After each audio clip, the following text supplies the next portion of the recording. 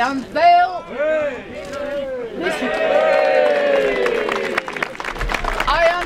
this sign in memory of Rifleman Frank Edwards. God bless you. It's my great pleasure to be here today to unveil this new sign in honour of Twickenham's World War I hero, Rifleman Frank Edwards, whom I know is known to some of you through history, and also we have relatives here today to celebrate this with me. You may have heard our Prime Minister David Cameron mention recently that in 2 years we shall be commemorating the 100th anniversary of the start of the Great War.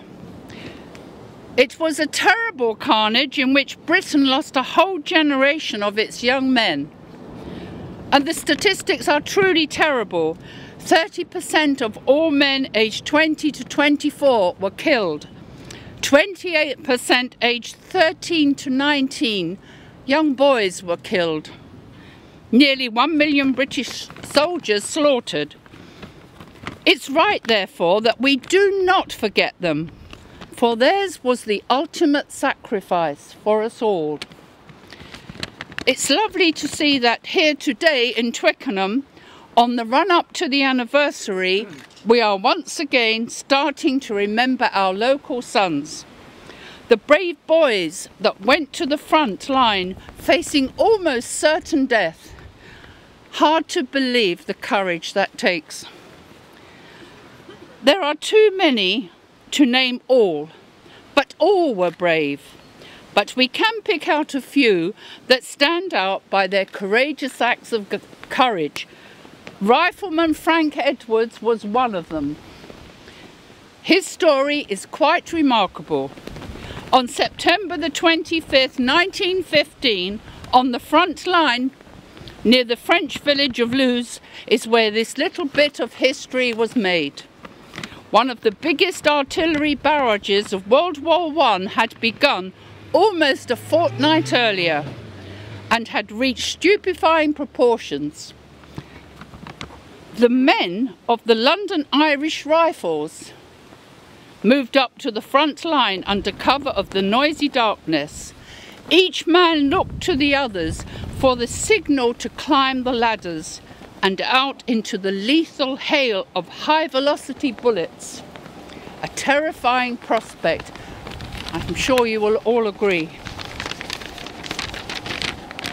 Rifleman number 1751, Frank Edwards, had an audacious idea. He fumbled in his haversack, then cautiously drew out a leather football, which we have here today.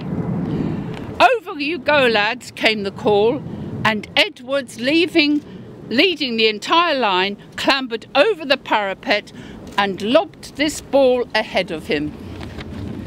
Rifleman Edwards firmly believed that the sight of British soldiers coolly passing the ball from one to another would give the enemy their biggest shock of the war. Just imagine the sight of British soldiers charging across no man's land, passing this ball forward, to finish up the mad rush by leaping into their trench with the rifle and bayonet. Try, everyone, to envisage that. Try to picture it happening.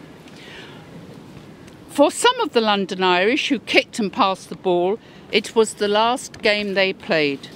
Edwards himself failed to reach the enemy lines, going down wounded. Edwards spent almost a year convalescing, and although the gunshot wound to his thigh eventually healed, the effects of gas poisoning would affect him for the rest of his life. You'll agree, the odds were against them all the time, massive odds.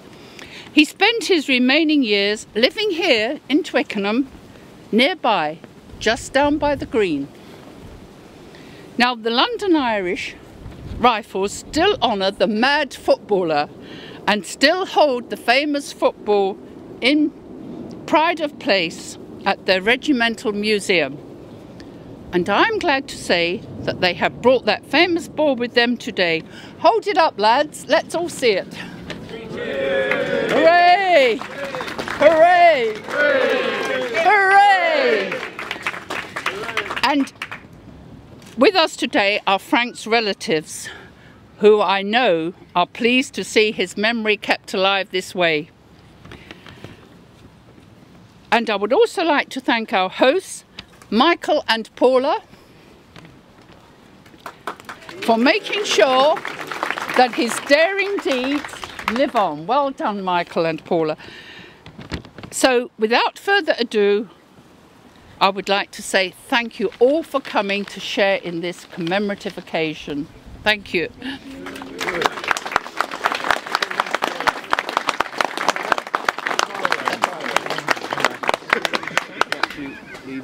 Yes, certainly.